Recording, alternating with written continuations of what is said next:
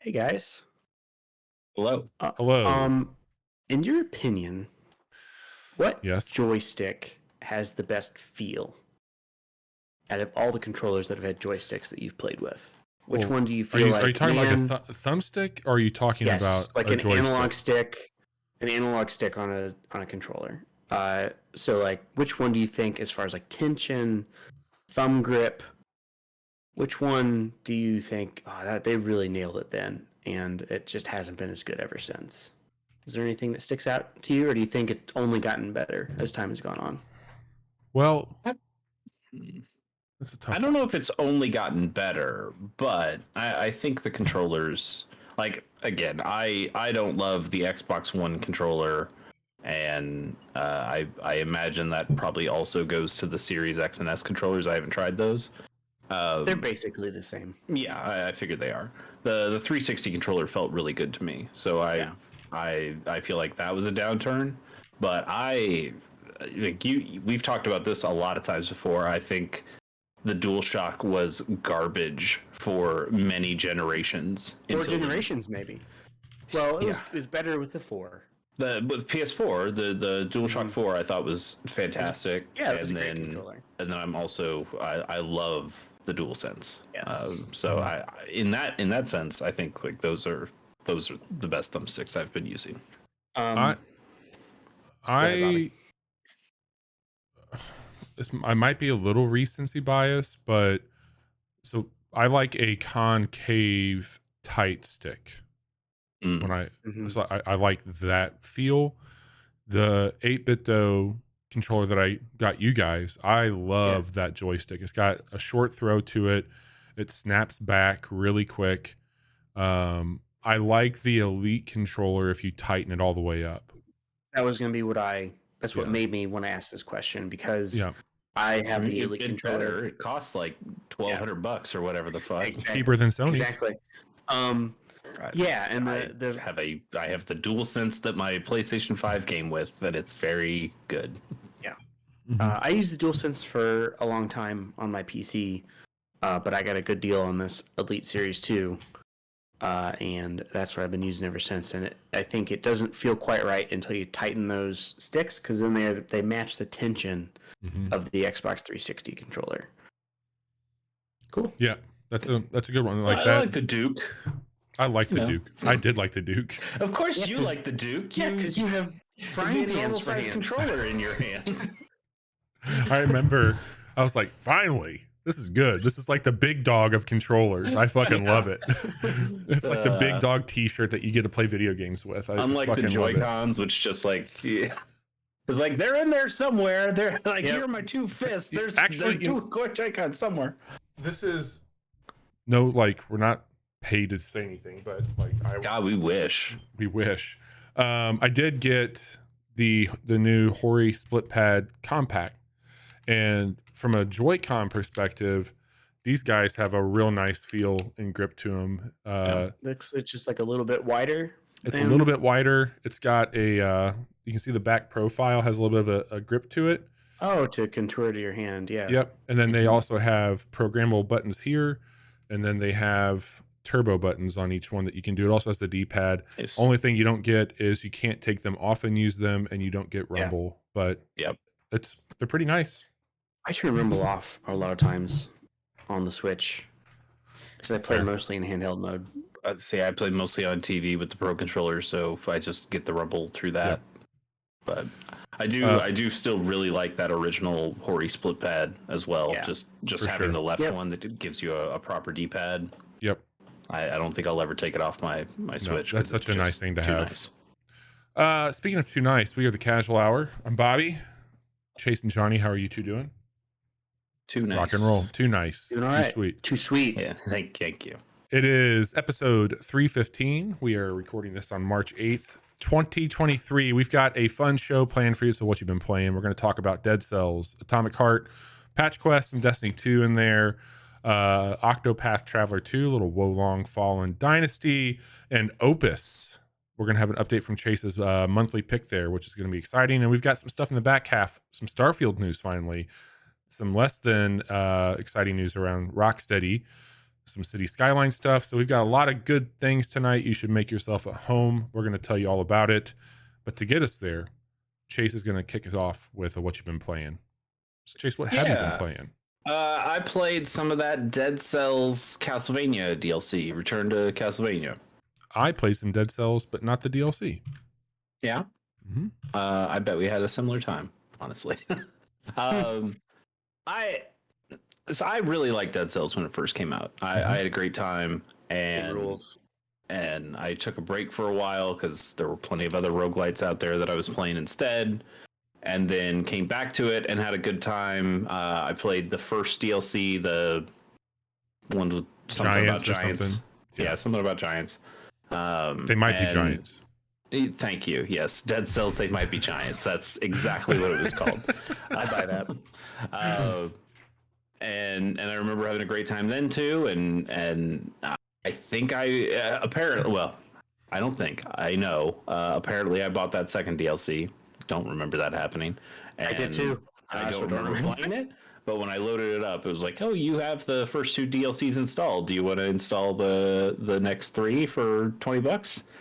And I'm like, well, yeah, sure, fucking, I don't care. Why not? Let's go for it. So now I have all the DLC. The problem was, after you haven't played Dead Cells for years, and you get 3 DLCs in one, there's a bunch of stuff that says, oh, hey, by the way, we changed the game, or here's like a bunch of new stuff you can do. And I'm like, okay, I guess it makes sense that you wouldn't say this is from this DLC, this is from that DLC, but I'm as like an original Dead Cells gamer, I don't know what the fuck is happening here. I feel like this is some great content if you have if you've been playing Dead Cells this whole time and have been just looking for something new. If you're a person like me, I think maybe I would have just rather gone back to original vanilla Dead Cells and went, yeah, that's the game I like. That being said, there's a ton of great stuff in here. There's a boss rush mode now that's even more like a roguelite than the classic Dead Cells game. There's a bunch of training stuff in there, so you can go back and you can go to any boss fight or any enemies that you fought before and just train with any different combination of weapons and just get your timing down for things like parries or when to do the dodge roll. There's new outfit customization options. I found a customization option. I cannot remember where it's from, but it just said Bobby outfit, and I was like, okay, yeah, I like Bobby. Sure. You have like a purple and black outfit with like a pinky fire head, and I'm like, yeah, that's the Bobby I know. That's me. So that's me. Like, yeah, I'll wear the Bobby outfit. I don't give a fuck. But there's also like a Shovel Knight outfit. There's like a bunch of game crossover stuff in there somewhere. There's just like a bunch of pages in a book that you can read when you first start. And I was like, okay, there's Hyper Light Drifter stuff in here. There's Slay the Spire stuff in here. There's Hollow Knight stuff in here. There's Hollow Miami stuff in here. And it just kept going with, a bunch of classic indie games. And I was like, okay, this is cool. I don't really see where they're coming into play, but I guess it's cool that it's all there. And so I played a couple runs. I didn't see the Castlevania stuff, and I thought, okay, is there like a different option or something? But I did find it eventually. It seems like it is just one direction you can go in the randomized early level. And you run into Richter Belmont, and he says, hey, I need your help killing Dracula. And you've got Flamehead, but beggars can't be choosers, so come and help me.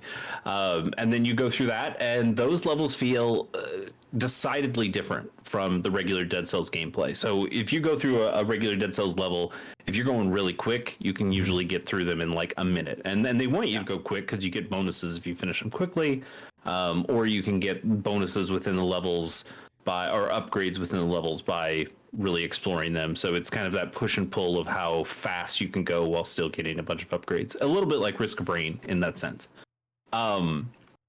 These Castlevania levels are way longer. Like is it mostly side scrolling too? Yes. Yeah. It's less. I mean, There's no verticality because that's no, like there's still plenty of verticality. Like the first level-ish thing, it feels like it might be more set levels than procedurally generated. I'm not sure about that. Maybe they are procedurally generated, but the first area I got to was getting into the castle, and then there's an elevator that you kind of continue to go up, a magic elevator, and you keep going up parts of the elevator and then having to stop and fight some things and then call the elevator to get to you so then you can go even higher. So in that sense, can I there was ask a you a lot of quick question on that? Yeah, go for it. Do they don't change the art style? Like, No. It's just it feels like of that game, but it's not going to like the smaller, chunkier pixels and stuff like that, right? No. It is definitely modeled to look like the castle from Castlevania, and it has some Castlevania-inspired enemies. There are skeletons that will throw the long, what is that, a femur bone at you. Mhm. You get the whip too, right? There are frogmen. There are bats that are happening. What'd you say, Bobby? You get the whip too. The whip is an upgrade. I didn't find the whip. I did find a shield that was. I mean, there are shields in the regular game, but this one specifically said it was Alucard's shield. I think. You also meet Alucard. You open a coffin and Alucard comes out and he's like, "Hey, what's going on?" Hi. That's pretty much it. So I did get Alucard's shield and use that a little bit. It's fun, but it does feel not way different from Dead Cells, but it feels different from the main game. So like par times, like I said, are about a minute or 2 minutes in the main game. In this, when I got through that first castle area, the par time, which I missed, but the par time was 8 minutes, and I did it in like 9.5 minutes. And I was like, wow, that's a much very like generous, yeah. Yeah, like they are thinking it's going to be a much bigger, longer stage. I had fun with it. I got through a number of those levels, and I started to climb up that upper left going staircase, and you're like, oh, this is where I know this staircase. This is where you're going to start meeting Dracula. And then they pull off a nice surprise where you're just about to get to the top of that staircase, and this purple chain comes from the bottom of the screen, wraps around you, and pulls you down, and it's fucking death. And Oh shit! And he's like, no, you don't get to fight Dracula. You have to fucking fight me. And he fucked me up. Oh my god, that sounds cool. So I didn't get any further than that, but it was a cool moment. That boss fight, it does feel a lot like the boss fight in Castlevania against the Grim Reaper, where he's got the swinging scythes that just kind of continue to home in on you as you have to dodge those and then also deal damage to Death himself. I think it's cool.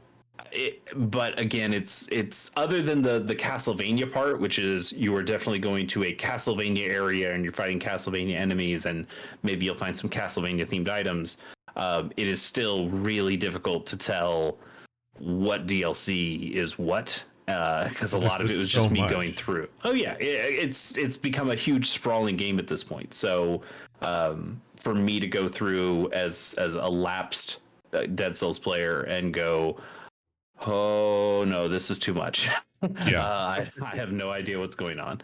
I mean, again, it's going to be great for people who have been playing Dead Cells this whole time. I think it's a little intimidating and scary for somebody who hasn't played Dead Cells for a while like me. But I still think it's cool, and I think that Castlevania stuff is probably the capper on that. I think that has a lot of cool extra value, and I'd like to play some more of that, and I could see that being a deeper experience. I just kind of wish that it was a separate campaign at this point. I wish it wasn't something that you had to go through the first level to find. I wish I could just say, I want to do the Castlevania level now. Like let me do the Castlevania run and do it that way. And maybe there is an option for that somewhere, but again, there's so many fucking options in the game that it's hard to find. I don't know about that, but there is an option to just have Castlevania music playing the whole time. Yes, they did have a bunch of Castlevania remixed or inspired tracks. They do say that at the beginning menu, there's like a tooltip that pops up and says, "Hey, there's like 17 Castlevania tracks, but there's also like another 12 Castlevania inspired Dead Cells original tracks that we made as well. So like there's plenty of new good music in there. When you're fighting death, they play the Barkerville theme, and I was like, yeah, I can hear John Drake singing this right now. Fantastic. Well, I just think it's really fucking cool that we are seeing games like this, a small little indie game. I mean, it's not small any longer. It's very popular, but Yeah. you know what I'm saying? Yeah. To bring Castlevania into it. And we'll talk about another game here in a little bit with some shared DLC from another game. But I really like these crossovers. I loved Cadence of Hyrule, which felt a lot more informed. I think even like Hyrule Warriors, Fire Emblem here, is it Heroes or is it Warriors as well? Warriors, Warriors. I mean, not the exact same thing that's Mario happening plus here. Rabbids, Yeah. Starlink had that Star Fox All this DLC stuff's- to it. Yeah. Oh, the Funny Normandy and No Man's Sky. stuff. Like those things are really fucking cool, I think. And this is I like this trend that we're seeing. I think this is a fun thing to do. Agreed. Yeah. So I mean, it's I think it's $10 just for the Castlevania DLC, and the other DLCs were $5 each. So I that's why it was 20 to me. But for you, it just might be 10 if you already own Dead Cells. And that thing's on so yeah. it's on everything, even It's on iOS. basically everything. It's on Game I will Pass, too. say I don't know if I realized this when I first played Dead Cells, or maybe the DLCs bog it down or something. But on the Switch, load times aren't that good. They I was definitely feeling some slow load times where I do not remember feeling that in the past. So I don't know if it just has too much game in it now, or maybe I just wasn't thinking about it before because I was too Switch brained to think about something like load times. Sure. Anyway, let's move on. I'm going to make this super quick. Destiny 2 Lightfall. You guys might have heard of it. I finished the campaign. I feel the same way that most people do. I don't know what the Veil is. I'm going to watch some Bife videos or something, and hopefully he can tell me what the Veil is, because I have no idea. But the thing that happened yesterday, because yesterday was reset day, Bungie had said, hey, we want to put more secrets into the game. They said this a long time ago in one of their This Week at Bungie things. And they're delivering early. So yes, we were all a little disappointed by the campaign, but there was new stuff. There was a whole new secret exotic mission that showed up, where you go into a Vex network. It's got a lot of cool Tronny visuals to it. There's a lot of puzzle stuff that goes on in there. It's a relatively tough mission. If you're going to try to solo it like I did, I needed to call in some help from some clan mates there at the very end, because it got a little hairy. But it's a cool mission. It's got some fun lore to it. Bobby, do you remember Asher Mir? Yeah. He was a Woken guy with like the Vex hand who was on IO. So he is in the Vex network. Like he is like assimilated into the Vex network crazy. at some point, and he's kind of stuck there, but he's the one kind of trying to help you out, and kind of call out to you to get you into the Vex network. And at the end of the mission, you get a new exotic glaive called Vexcalibur. It looks very cool. It's a cool looking thing. It's one of the cooler looking weapons aesthetically that I've seen. Like since Destiny 1. Destiny 1 had a shotgun that was Taken inspired. So it had like the black ethereal look to it. And I thought it was one of the coolest things. And it's been ridiculous to me that Bungie hasn't made more like enemy themed weapons. There are a couple of them in there. There's like Lord of Wolves, which is the shotgun that looks like something the Fallen would use. There's Skyburner's Oath, which is like one of the Cabal scout rifle, slug launchers. They have a couple of things in there, but it was really cool to have this very Tron Vex looking weapon. I think that's really neat. Although it is kind of silly to me that in this new expansion, we have a new ritual weapon that is a glaive. We have a new exotic heavy glaive that had a mission, and now we just got another new exotic glaive from this mission. People like glaives, apparently. I think glaives are fine, but it feels like we're getting a lot of glaives, and there are other weapon types you could have done stuff with. But that's a small issue. Anyway, I think the mission's cool. I think it's nice that Destiny is having secrets again. This is also a craftable glaive, similar to the way that Revision Zero, the pulse rifle from last season, was craftable, and so you're going to have to go through this mission a number of times to unlock the rest of the stuff that this glaive can do. It should get more powerful over time, which is kind of neat, but also kind of a way to just bring you back to the same mission week after week. Keep you on that treadmill. And also, if you want to keep shitting on Destiny, I will say the final boss is his name is Brachion, or he's Brachion Resolved, or he's a copy of. Yes, he's Strike Boss from IO. Bobby, do you remember? It's like a big triangle, and you'd have to go around as the boss teleported. It's him again, and it's it's like in a Tron themed version of that same level, but nice. they kind of take you through that level 3 different times. Like you go up 3 different areas, and each part of the boss fight's a little bit different. But it definitely is like, yep, I've fought on this triangle against this boss many times before. I've gotten close to pulling the trigger a few times because I'm very curious, and then I hear stuff like that, and I'm like, stay strong, dude. I think this one is at least an interesting reuse of the boss and reuse of the area, and it is not just taking the area and slapping it onto this again, but it is. If you wanted to be a Destiny hater, if you wanted to keep shitting on Bungie, I think it'd be really easy to go, yep, they reused some other content for their quote unquote new exotic mission, and just be pissed about it. But I choose to be relatively optimistic. I think it's cool that it's in there.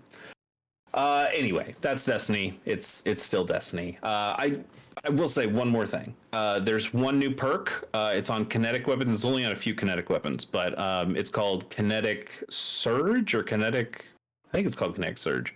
I think it's a really cool perk. If you continue to do damage against a single enemy, it will have this kind of pulse of exotic damage or of kinetic damage that will hurt the enemy that you're shooting more, but also have this area of effect damage against other enemies around there. It's really strong. It's pretty cool. It's really good for hard content because you're going to continue shooting the same enemy multiple times, so you get that perk to proc a lot. And one of the new weapons, one of the weapons that this new perk is on is one of our favorites, Bobby. It's our favorite stapler, the Nameless Midnight. And it has been so great to use this weapon that I loved in the past, and to hear that staple sound, and now have it do some crazy damage. Scout rifles are still bad weapons in the game, but it is nice to go back to one of my favorite weapons and actually have it feel pretty good, unlike the Trust, which I bitched about last week. Anyway, that is all the Destiny talk I'm this going week, to I love you. Yes. You do not know how to make a short Destiny update. I agree. But here, you know what? I'll make it up to you.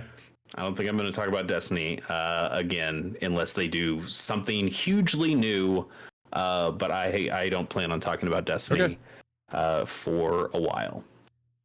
And then the last thing, I can't say much about this because I've only played about an hour, but I started Opus Echo of Starsong, which was the game that hit on my backlog roulette wheel. It is a narrative adventure game. It is probably closer to a visual novel than like a regular adventure game. You're playing this on Switch, right? I'm playing this on Switch, yes. This is technically a sequel. There is another Opus out there, I believe, but from what I've heard, you don't have to play the first one to have the second one make sense to you. I didn't know that this was a Japanese game. But this is I think it's indie. I think it's an indie Japanese game, but you can have this like voiced. The voices are all Japanese, but you can have subtitles for English. And one of the really interesting things, you can not only turn off the dialogue completely for the voiced, but there's an advanced setting where you can go in and you can disable the spoken dialogue for individual characters. And normally that'd be okay, whatever. That's a weird choice, but they say in the top corner of the screen something to the effect of for people who want to act out the dialogue. And like, wow, okay, so I think it's I think it's funny that maybe it's like for Twitch streamers or whatever. If you get a group of people together who want to act out this game themselves, you can say, okay, well, these two people, those are gonna be our parts. So we're going to turn off the dialogue for them specifically, so we can speak to them, and then we'll have all these other characters stay voice. I think it's really interesting to. I've never heard of anything like that before. Yeah, neither have I. I was just kind of going through the options to see if there were any, like, I don't know. He's making a face. Yeah, I mean it's a visual novelty thing, so I wasn't going through the options looking to make it easier, because what's easier when you're just reading. But I just thought it was really interesting that they would call out something like that of, hey, we included this so specifically these people can have a better time. I just thought that was a weird touch that really, really intrigued me. So like when I'm thinking about how I'm going to write about these games when I'm finished with them, maybe there'll be something more profound that I want to write about at the end of the day. But that one stuck out to me first of like, wow, they built this system in specifically for people who want to try to role play within the game. I think that's kind of cool. That is neat. It's a sci-fi story. I'm not super into it so far. When did it come out? Super far into it. Johnny can look that up while I'm continuing August to talk. Of 2021. There you go. Okay. And it starts with this person as an old man kind of going through this cave, and then it does this flashback to 66 years in the past as you're playing as that same character now. So it's got some intriguing stuff to it. I think it's got a really nice looking art style to it. Part of me wonders why this isn't just an anime so far. Like it definitely feels like this should just be some kind of sort of animated show. But so far I think the story is intriguing, and I'm looking forward to playing more of it. But pretty cool. Yeah. Again, super light on mechanics because it is mostly a visual novel that you just keep walking around and occasionally hit the A button on. But it's pretty cool so far. I'm looking forward to playing more. Hell yeah. So Chase, you talked about Dead Cells Return to Castlevania. You gave us an update on Destiny 2 Lightfall. A short update. And you have started playing your March pick, which was Opus Echo of Starsong. We will continue to get some updates on those as you progress through it. Yep. Boys, they finally did it, and I could not be more excited about this. What'd they do? They have made the Tunic instruction booklet and a real-life hard-bound deal that you can buy, pre-order, I should say, awesome. And gets shipped late July, just in time for my birthday. Now, I assume it's a finished book, right? It is, like it in is the the game, complete. You're actually building the book. This is the complete book. This is being made by Fan Gamer, and it is $19, which I think is a really great price. It's going to be 9.5 inches by 7.25 inches, so it's not a huge book by any stretch, but it comes with a really neat sleeve to slide the manual into. But I mean, that was the game for me. Like this instruction booklet was just so fucking cool. And I have been looking for this for a long time. So this is just me very excited. Along with this, they are putting out a deluxe edition physical copy for the PlayStation and Nintendo Switch. It looks really cool. They've also got a plushie now of the Fox that you can buy. So some really neat stuff if you're into the game like I am. Are you going to buy all of that stuff or just the book? I'm not, just the book. I've already got a t-shirt and I've got a print right here on my wall from the game. But I'm good on the plushie for sure. The other thing I did, I got credits on Atomic Heart and finished that game up. And by the end of it, how horny was that refrigerator by the end of things? The last interaction with the refrigerator, it knows that you're going into like basically the final encounter. And it's like, did you get laid by the refrigerator? No, but it certainly tried a few times. Did it proposition? Okay. It didn't proposition. It just took at one point in time. It was very. Would you rather have a real life experience with the horny Atomic Heart refrigerator, or the one in Control that has a demon inside of it? Little column A, little column B. It's a very dumb story. It's a very predictable story. The writing is not great in that game. I had a lot of fun with it. Game part of it. The game part is very cool. I love that world, and they made the world make sense on why it is in the state that it is by the time that game wraps up, which I appreciate. I think it's a multiple ending game. Matter of fact, I know it is because they give you an early out if you want to take it. I did not realize that I was marching that quickly towards the end, but there is an option to load back in prior to the final, and they have some side mission stuff to unlock more abilities or at least expand on them. So if this was not a Game Pass game, I would have bought it probably, unless because the reviews are all over the place. But yeah, Game Pass is a perfect spot for it. I found some things that I really liked about it, mostly around style, definitely not substance. But Atomic Heart is done. I'm probably not going to be talking about that game much more outside of this. Another thing that I definitely have talked about on here, but I will be brief here, the Power Wash Simulator Midgard update. Johnny and I were hanging out the other night, and I was like, hey, let's play something. Last night. Nobody invited me. Well, do you have this, right? I do. I'm sorry. We should have texted you, Chase. In my defense, I thought we were playing the Forest. Well, that is the only thing that Johnny can seem to play without his computer messing up, so I get it. No kidding. The Midgard special pack came out earlier this week, and there's a lot more to it that we did not do, Johnny. So Johnny and I, we did the first two. Yeah, which is the Hardy Daytona and the Shinra Hauler that you get to clean up. And then the second one is the Mighty Scorpion Sentinel that you get to fight in that first encounter. That was really cool to clean up. But yeah, I feel like the first one should just be the Buster Sword. Like a real quick and easy. I don't disagree.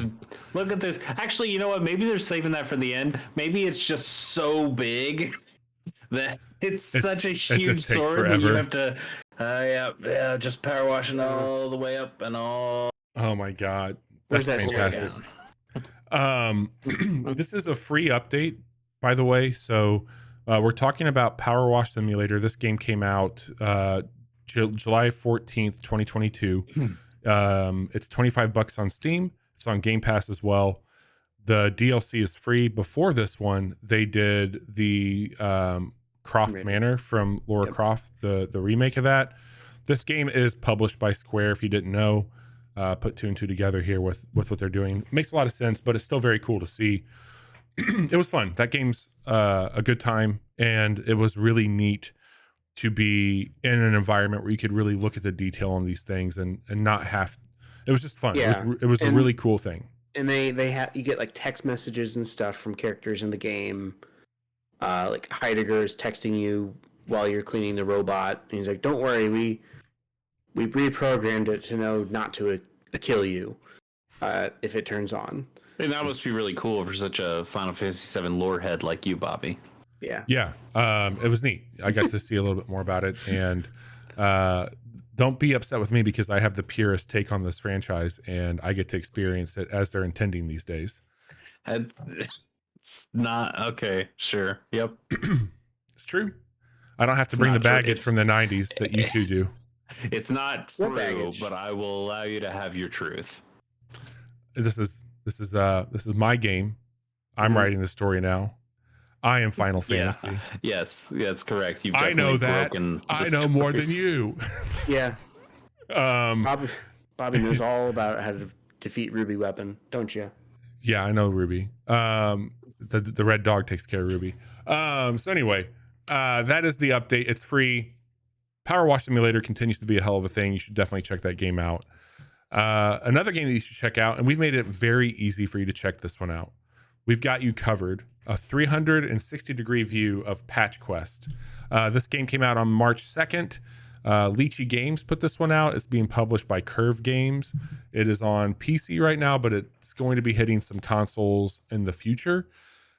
Chase, you had a really good pitch for this game, either on the Quick Look or on our stream. I was on the stream, but yeah. What did you say this game was? It's a little Binding of Isaac. It's a little Pokemon, and it's a little something else. Shit, I forgot It was the other very one good. was. It was this. Yeah, it was pretty good. It was very I good. used to be smart. Patch Quest is a lot of those things. It is a run-based game where you are collecting monsters that you can use. The Cult of the Lamb. So Yes. a little Cult of the Lamb meets a little It is Binding all of those Isaac things. with a touch It of is. Pokemon to it. Yep. And look, all those things work very well here, I feel. You have a base that you are adding things to, primarily plants, and as you collect plants, you unlock more tiles. If you put the right plants on said tiles, they change biomes. You are eventually able to collect monsters that you bring back to your base that you can call when you're on a run that will come and help you. If you do the right things that they're looking for, such as like pet them daily, get things that they are asking for, like they want a prickly plant from the hill zone. Cool, I got you covered. I'll bring one back. The And Green when you- Hill Zone? The hill zone, but it's not green. Okay. There is a green zone, but it's not the hill zone. This game is it a Casino Zone? What? It's more. Was there a desert zone for Sonic? Okay. Yes. Yes.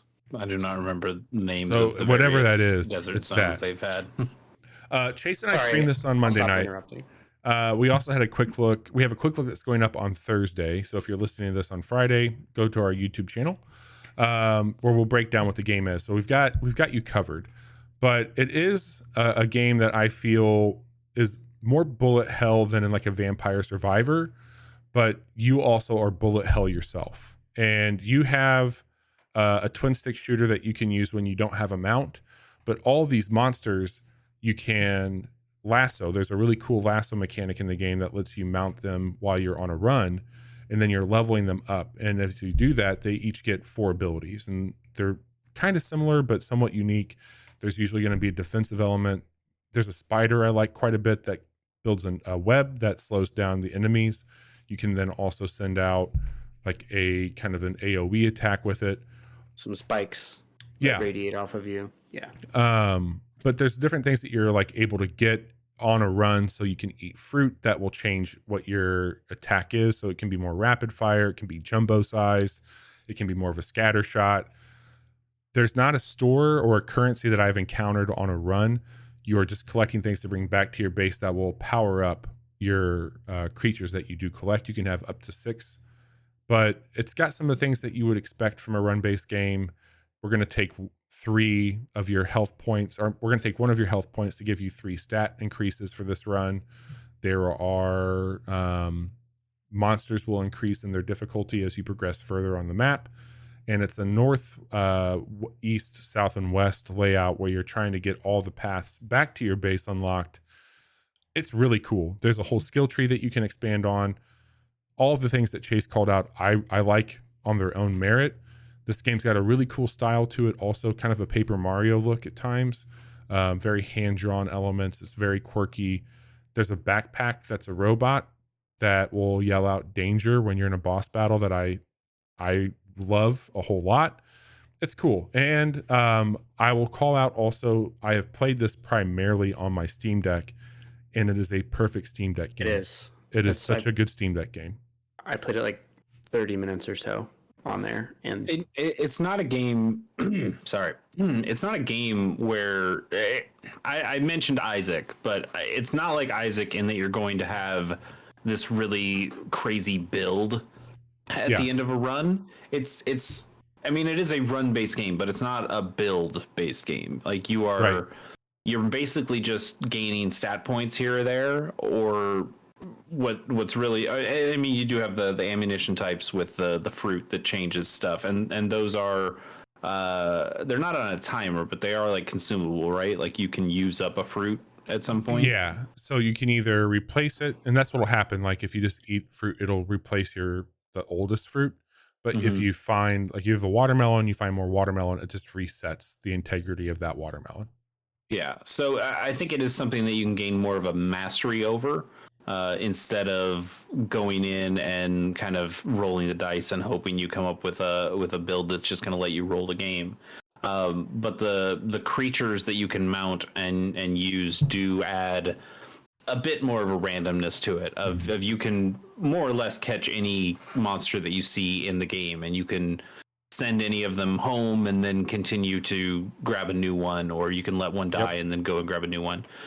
So in that sense, you might get to a point where, oh, I've got a lot of stat points in, this specific stat. I think this creature is the one that is probably going to do the best for me right now. So maybe I'll try to keep an eye out for this type of creature. I think it's cool. I think it's a really neat idea. But there are a lot of different types of roguelike kind of games out there. So I just wanted people to know, if you do come into this and you heard me say it's like Isaac, it's only really like Isaac because you're shooting things that look kind of like tears from Isaac, and you're also going in kind of like a Zelda style dungeon where you're going up a level to the left in that kind of top down perspective. But it does have a cool art style, and I think it's got some neat ideas to it for sure. The other thing is it looks to have local co-op. So if you have something like Parsec, you can definitely take advantage there. Johnny, I thought about you and Jude. I think this would be a lot of fun for the both of you to check out. I think he would probably get a kick out of it. Jude doesn't play new games. He only plays Fortnite and Roblox. Has he played Destiny yet? He has before, actually. Okay. Well, Hello Neighbor, but yeah. Also, I don't think I called it out. The game's $15. It's currently on sale on Steam for $12, and I think there's a lot of value to that $12 ticket. It looks beautiful. I love the art style quite a bit, and it controls really tightly as well.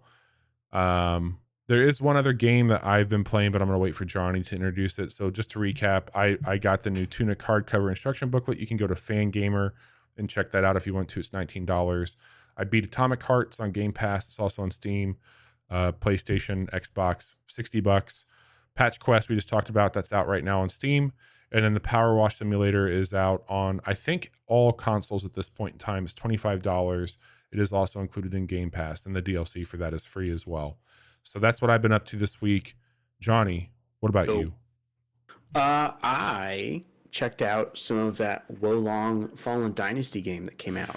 The internet is very mad at that one.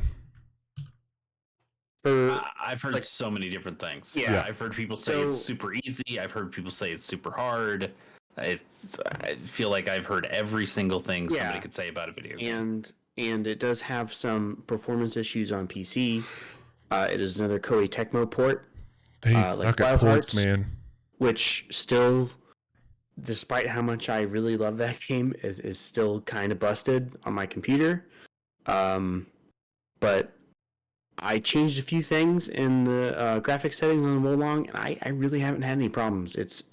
I have it set. They have a performance mode on PC, which is kind of odd. You don't usually see that. It's just like something they give you on consoles. But I switched it to performance mode and capped it at 60 FPS, and it's ran at that like basically the whole time. No dips or anything like that. I know it is not that experience for a lot of people because it does have mixed reviews on Steam right now. But it's not mixed. Is it mostly negative? Yeah. Give me 1 second, really quick, if I can. Well, while Bobby's doing that, I can tell you that I have downloaded. Oh, it is mixed now. Sorry. Okay, I have downloaded the 3+ hour Wolong Fallen Dynasty game movie off of YouTube. I'm looking forward to just watching all my favorite Three Kingdoms boys without having to play that video game. Yeah, it is set during the Three Kingdoms in China. You are. Is it? They take liberties with the story. Yeah, they do. Dynasty Warriors takes liberties. This goes off the fucking rails. Okay. Anyway, you remember when Cao Cao ordered all these demons to kill Liu Bei? That's the thing that happened. Johnny, you're playing this on PC via Game Pass, right? Yes. Yep. Okay. And I played the demo. I was like, hey, this seems all right. And I downloaded the full game. I made it to the first boss, who's pretty fucked. Like That's what I hear. He's really hard. So does he have a name? Yeah, but I don't remember what it is. Tough to beat. Is it Zhang Zhao? It might be. I Okay. really don't I'll remember. look it up for you, Johnny. He's the leader of the Yellow Turbans. It's usually the first guy you fight. So the whole thing with this game, it's made by Team Ninja. It is very similar to the Neo games, if you're familiar with those, where it's really fast paced. The levels are more contained. It's not a more open style like you'd have in a Souls, and there's different stances and things. Like it's a challenging game, but the combat sets itself apart pretty distinctly from your Soulsborns. And I think the combat is a lot of fun because it kind of works like Sekiro, where you're parrying attacks and you're using that to break people's posture essentially, and then land critical blows. But there's also magic, and there's like 5 different schools that you can focus on, and each one will enhance a certain type of magic or skill. And I think, yeah. I was going to ask you, you didn't play Sekiro all the way through, right? You got pretty far in it? Yeah, but I Neo? never What about I never Neo? finished it. I played Neo for like an hour. So I was going into this thinking like, and that's probably what's going to happen now. Like I played it for like an hour. Yeah. And then I got stuck at this boss for about an hour. Yeah. And I kept getting him to his second phase and kept dying. And someone finally explained it to me, like the way that you're supposed to approach that fight. And I haven't gone back to it since. I just haven't had that strong of a desire. Can you do me? I have 2 questions for you. Yeah. The first question is, out of Wolong, Neo, and Sekiro, can you put those in an order from your favorite to your least favorite? And then the second question I have for you is, what non-FromSoft Souls-like is your favorite that you've played? So Sekiro's at the top. Okay. And then I think if I stuck with Wolong, I would probably really like the combat. And Neo, it was like too much. Mm-hmm. I've heard people say Neo is really complex in its battle stuff. Yeah, all the stances and stuff, like it was more like finicking that I wanted to get into. And as far as the best like non-FromSoft like Soulsborne type game, it would probably be. You're big The Surge fan. I love The Surge. The Surge is awesome. I think it would probably be like one of the 2D ones. Like a Salt and Sanctuary. More so than that. You like that Mortal Shell game, I thought, quite a bit. I didn't play much of it past the demo. Yeah. It's on Game Pass right now. Mm-hmm. I liked its gimmick a lot. Like that's the thing. Like each of these, like it needs to do something to distinguish itself from like a FromSoft game. I think that one was called Moon Scars. I think that's the name of the one. That one's really fucking cool. I think a lot of it for me too is the worlds that FromSoft crafts. I'm as intrigued by those as I am by the gameplay, and those two things together are what makes it such a cool, special experience for me. It's interesting, like hearing you and Jason talk about these games too, because I think in an ideal state, the people look at it like, oh, well, they'll beat a FromSoft game, and there's a gap between the releases, so we can sneak in, and they'll like us. We're close enough. I'm sure that a lot of people are like that, but like it's something about it doesn't quite click. You know, you and Jason are sickos that you'll play these games over and over again. Like Jason has hundreds of hours in Elden Ring. Yes, so do I. Like this is not a slight against you, Johnny, but like you don't put a lot of time into like one singular game these days. And so to see you commit to the game like hundreds of hours, I don't think since we've been doing this show, I can think of a few games that you've put that much time into. Monster Hunter World. I put about 200 hours into collectively. I mean, I guess I just wish you would put that time into good games instead of like Destiny. Bad ones. No. please don't. We already have one sicko for that. I put about 100 into Red Dead, which that was just the story. No, we said good games. Fantastic game. My second highest played game on Steam is Hades at about 60 hours. Sure. And I also have time on the Switch, and then Breath of the Wild. Of like 200 hours. Xenoblade, I know you've About 40 hours in there. That game's good. I really want to finish that. Yeah, anyway, you're a quarter done. Aside from that, I decided to check out the Octopath Traveler 2 demo. Okay, hang on. Just stop right there. Is just the new is the way to get you guys to play video games to say that they're bad, and then you guys are just like, oh, I bet it's not that bad. Chase, like no, like Chase, that's over what here we going like, oh, Atomic Heart, you hate that, Johnny? Oh, maybe I should give that a shot. I'm over here going, I hate Octopath Traveler 2, and you guys both now go, maybe I should try that out. You guys, do you know what a shitty game is? A real shitty game is called Tokyo Mirage Digimon Survive. You guys should probably check it out. It's you guys would probably end up loving it for some reason. So, God, what the fuck, guys? well, Chase, no, we're playing some anime ass shit. You should be happy. I'm not happy. I saw Jason Schreier and other people online who I follow talking how. Who are you gonna believe? Jason Schreier, some hack, or me? And after listening to Chase, like Octopath Traveler 1 was a game that I was like I was like, this game looks amazing, and then You put a valiant 2 hours into. no, I never played it. Oh. Because I heard like from you guys like, oh, don't play this. Anyway, so I was like, maybe 2 will be better.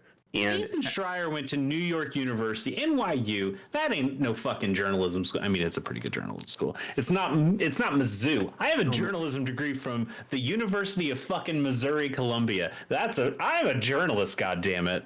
Are you? Well, I could have been. If I Not wanted technically. to. No. I'm one who gets paid. I'm in advertising. So I decided to pick a different. I'm smarter than Jason Schreier in that sense. Listen. So we've all picked different characters, right? Yeah, I picked Hikari, the reluctant warrior, as my starting character, and I was immediately ensnared, like with what it was doing. It was telling this very, like it's not a unique type of story, but the voice acting and the writing and the art and everything working together just drew me in. I don't say this to slight you. I promise you. It's gonna sound like a slight, but I do not mean it. Hikari, is that his name? Hikaru? It's something like that. It's something with an H. The sword guy. He is the most basic bitch. This is the guy you start with character in the game. Yeah. Because everybody else is like, oh, I'm like a weird cleric. I'm getting to that. If you would let me talk, I would get to that. I know, but like I think you probably had an easier time because he is the guy that I feel like the developers made to say like, this is the one who you should play to start with because this is. I'm not saying it's the easy mode, but he's like the guy who fights, so the fights should be easier, right? Sure. The second person I got was a fucking merchant, and then I got a dancer. Yeah. So, I don't know what the larger plot is going to be because I'm still collecting characters, but I enjoyed the demo so much that I went out and bought the full game. I've been playing it on my Steam Deck, and I played a little bit on my PC. It looks really nice in 4K. That art just pops. I'm sure that is true. That is absolutely true. And I am really enjoying it. And I did not do this to like say, oh, Chase, he doesn't actually know.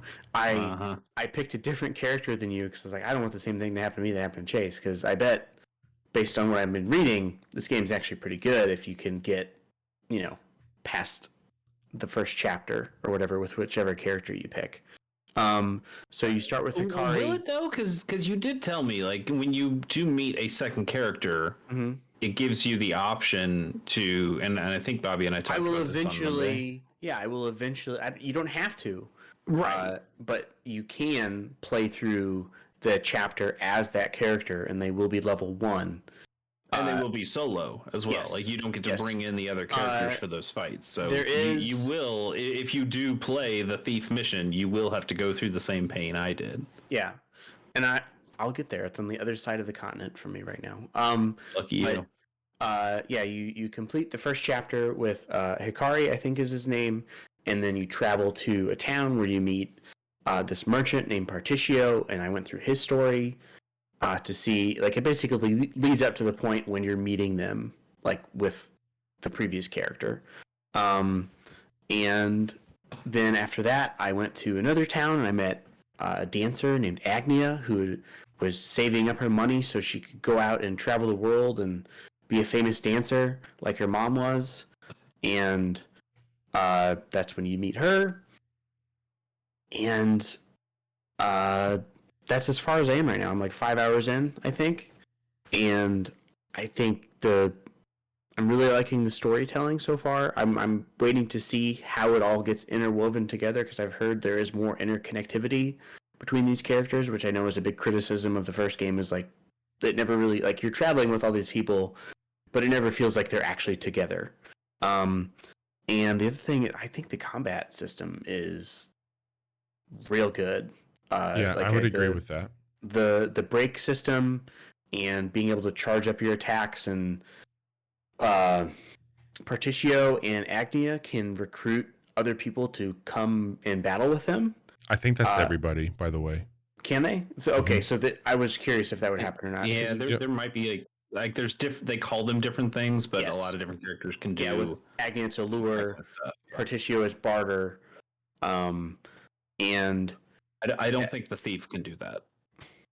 okay, I don't think figured she not. has a persuade, but she can pickpocket people and yeah, like everybody's kind of got their own like map skills more or less, and some of those overlap in different ways, but it seems like there's like a set of 5 skills that are somehow mixed among the 8 characters in some form or fashion. Yeah, so like I can challenge people to a duel as Akari. I can buy stuff off of them as the merchant, or I can use a lure to get them to follow me. And you could do that in the first game. All that stuff was in. I was wondering, like the job system, I think is really cool.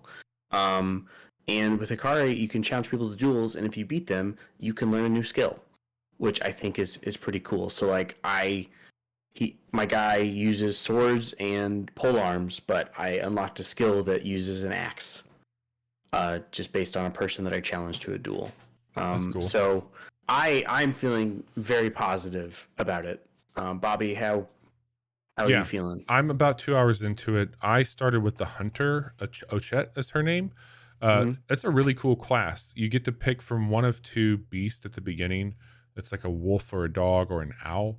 And they each have a good reason why to do it. But her whole thing, she can challenge people to fight at any time in a town.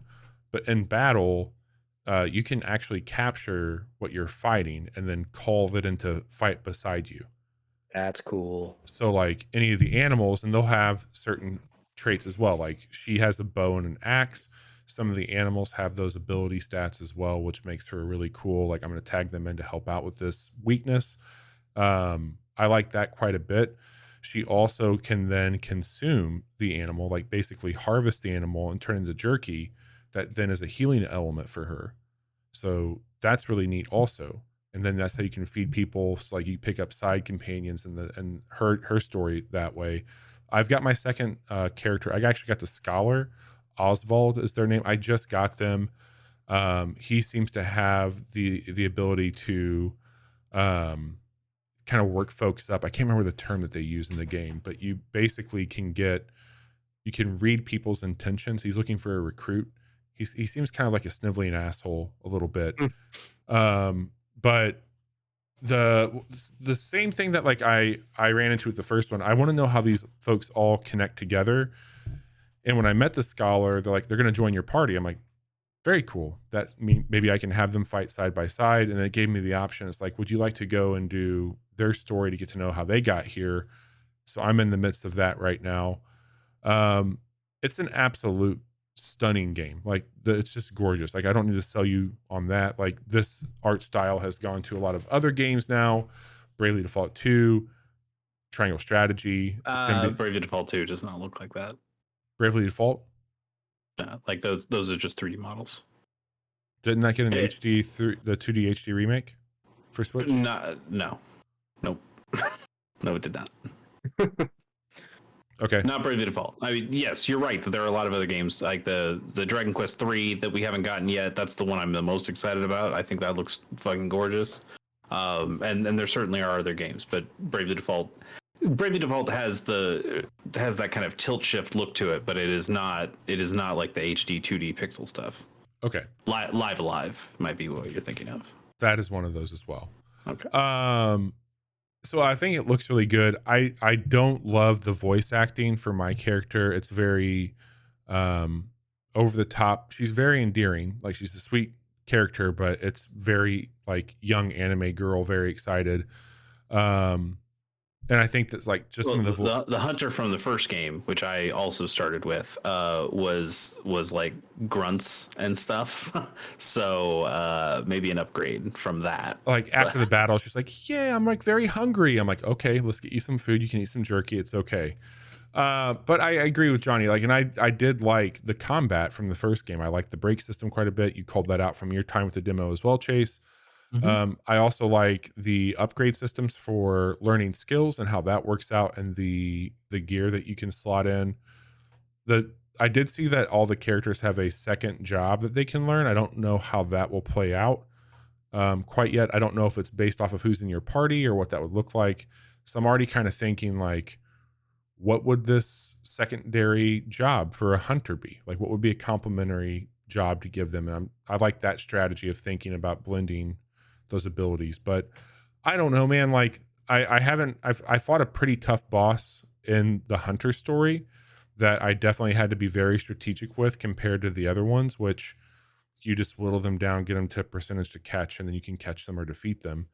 But with the boss, like, they would power up and attack by eating other creatures around them, and so I was trying to break them in time with it, and it was really fun. Like, once I figured out the strategy of taming that boss, it was very short work for me at that point in time. I didn't die, but it was definitely a challenge compared to other stuff. So there could be something here. The battling's very cool. I think the character designs are great. The world design's great. But I'm playing this the same way. I'm from Johnny's library. I've played it on my Steam Deck, which it works great there. I've also played it in beautiful 4K, and it looks gorgeous. So I'm gonna keep going with it. So far, I'm digging what I'm playing. Alrighty. I guess that leads us to the casual report. The casual report. Guys, it finally happened. Miyazaki gave us what we wanted. Gave you what you wanted. Yeah, what did The we royal want, we. Johnny? The royal we. And he didn't actually. Whoever runs FromSoft's social media accounts announced in the middle of the night that there will be Elden Ring DLC. Middle of our night. Yes. As Chase so helpfully pointed out, it was about 5 p.m. Japan time. It's weird. It turns out Japan, on the other side of the world, has a different set of times than we do. Well, I just wanted to put the note: Miyazaki post tweet revealing name of DLC in the middle of the night. Doesn't elaborate. Leaves. And it's called Shadow of the Erd Tree. There's lots of speculation about what this is going to be about. Probably Mikola, one of the only. I think it sounds like it's going to be about the Erd Tree. Well, sounds yes, that way to me. If you look at the photo there, the character portrayed is one Mikola who we don't really get to see a lot of in the main game. So yeah, I didn't see her at all. Mikola is a boy. Wow. Okay. And yeah, no date, confirmation, cost. no date other than 2023. I probably assume, fall. What do you think? Probably after Armored Core comes out. Yeah. Which is I think after. Okay. So yeah, I'm excited. I'm obviously gonna buy this the day it comes out. So I'm can't not wait surprised. for that. I feel like the DLC will come out before. We'll see. Before Armored They Core. may have said it's coming after Armored Core, and I'm not remembering Okay. fully. Anyway, I really look forward to that. Speaking of things that we look forward to, or maybe the opposite, did you guys see that Suicide Squad Oh boy, gameplay? I did. I didn't watch any of it because I could not care less about this game. I I think it looked fine. I don't want to play that game. I have zero interest in that game. But I thought it looked fine. I don't know. Why is a character whose name is Captain Boomerang, and his whole deal, as far as I understand, is that he uses a boomerang? Why is he using assault rifles? Doesn't he use guns too? I don't know. I have no idea. I've never heard of this man. I watched a suicide movie. I Suicide get Squad that. movie. Here's where I think the bigger problem is. This looks so dull in the sense that it's just shoot the purple thing. Have you noticed that? Yeah. And it seems Sure. really, really weird how they're having you go into this live service cosmetic. It feels Season pass. it feels like a lot of the missteps that Marvel's Avengers is kind of here, but maybe even but with less characters interesting. that people care even less about. Yeah, that's kind of it. Like I don't get it. I man. like Rocksteady. I'm Hey, curious those about Batman games are some of the most 100%. highly regarded games ever. And I made. want to hear Kevin Conroy's last performance. I do want to hear that. But I mean, here's the thing to me. If this wasn't called the Suicide Squad and it was called Crackdown 4, and it Now we're didn't talking. have, All right. and it I'm didn't on board. have always online, and it wasn't trying to be a Destiny. If I had watched that trailer and just saw agents flying around, I'd go, "Wow, yeah, that looks kind of cool." You guys know I'm so fucking tired of superheroes. I could give a shit about this stuff, but I think the mobility stuff that's in there looks really cool. Like it is a lot of flying around and zip lining and hook shotting and jetpacking, and It sure looks like a video game. It does. Are you thinking you're gonna get seem this? like a Rocksteady video game. Like Rocksteady, I remember I think that's Arkham what's so Asylum. disappointing. Like, It's not disappointing. I think it looks cool. This is what you've been working on for the last 7 years? Is this like game? Do you as a think you're going to service? get this, Chase? No, absolutely not. But I think Fair. the gameplay stuff looks cool. Yeah. I get very disappointed when I see it's going to be an always online thing. One, for because they're trying to be a Destiny. And I don't really think anybody should try to be a Destiny. I barely think Destiny should try to be a Destiny. In specific aspects. It also makes me sad from a preservation standpoint because someday this game is going to die and nobody's going to get to play it again because of that always online stuff. I think that stuff just sucks. I want somebody to be able to buy a disc of this game in 20 years and go, oh, that's what this game was about, and they're not going to be able to do that. So I always think that's a bad idea. But if I liked the Suicide Squad movies, if I liked the John Cena Peacemaker television show, I'd probably go, this seems cool. It's Harley Quinn and she's jumping around and shooting stuff, and there are new weapons. There are like sets of weapons and armor that are based around different superheroes or supervillains and change the Bobby, this is the shit you love when the gear changes the way your character looks. I agree. I like it too, and it seems like they've got a lot of stuff in there. I think it looks relatively exciting, but then I hear the details and I go, no, that's not what I want. Yeah, we'll see. I think that there's a lot of games this year for sure. And I feel like this one's chasing the wrong things. But look, I'd love to enjoy a Rocksteady game. I thoroughly have enjoyed most of their stuff from the Batman era. I am not very versed outside of what we've seen. Well, I've seen both the Suicide Squad movies. I have not gone much deeper than that. I'm all for taking out Bizarro Superman. I think that could be fun. But we'll see. There's nothing about this right now that's telling me like you have to play this game. If they get some good reviews, I might be more interested in it. But right now, I'm very, very tepid on this one. I also like Samoa Joe, and he does the voice of King Shark, so that's cool. Very cool. But there you go.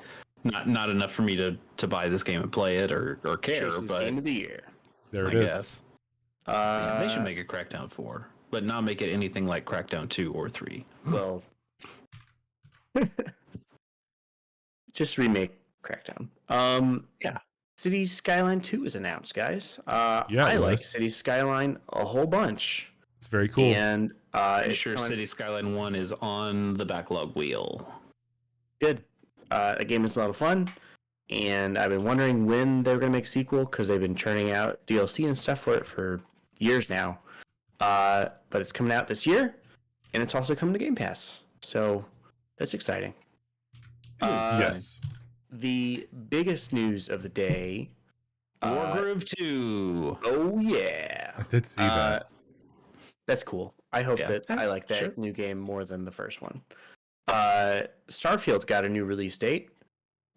Is coming out September 6th, which, if you are keeping track, is a good 3 months later than what Microsoft said these games would be releasing when they showed them off last summer at their event.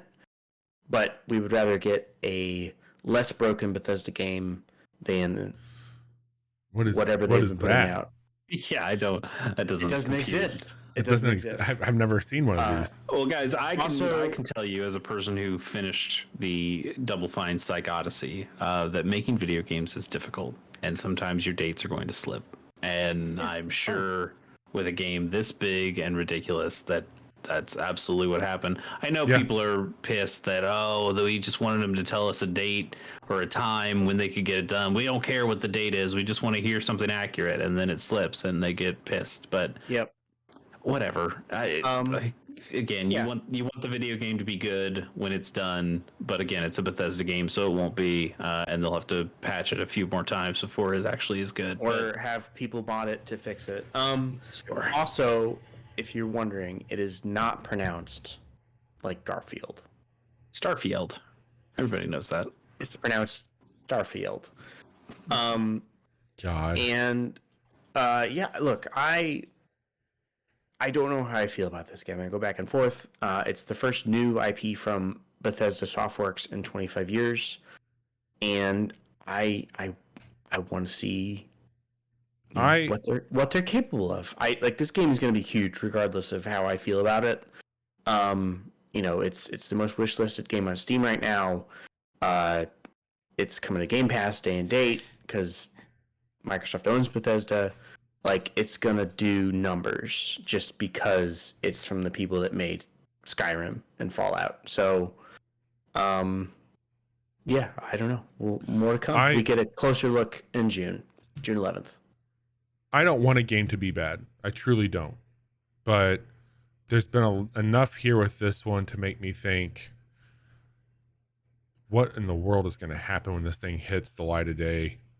I want to see this game in action. I know people are flipping out that they showed, I think it's 6.3 seconds of off-screen gameplay, and they're fucking behind the scene. Those goddamn cowards over there, just put the fucking gameplay in the trailer at this point. But I will reserve my judgment till June, and I want to see this. I want to see you take off on a fucking ship. I want to see you actually fight something. I want to see them put this game through its paces on the hardware that they're pushing it for, and I want to make a decision. But I'm not there yet. I'll tell you that much. I'd rather play Wet. Now that's a Bethesda game. Bethesda published that game. That's true. Well, they're going to publish this game too. They're just also developing it. Shut up, Chase. I suppose Microsoft is publishing the game, but same diff. Yeah. Fair. That was the news. That was the news, they say. Well, let's bring it home then for our credits. We've had a very fun week here at the show, and if you are new to our channel, outside of this podcast, which we've been doing for 6 years now, you can check out. That's not true. It is true. Can't be. It is true. It actually is going to be 7 this year, right? In June? 7 years in June? That's not true. That's impossible. I can't hear you anymore. Johnny, can you hear? What? Can you hear Bobby? No. Neither can I. What happened to you, Bobby? In the show. In the stream here, Bobby? I can hear the music. I'm not hearing Bobby. I don't know if I can hear anybody. Well, good thing that happened right at the end of the show. You fucked up, Bobby. Nope. Nothing. Uh-oh. Wait, I don't think I can hear Johnny now either. Uh-oh. No. Well, goodbye, everybody.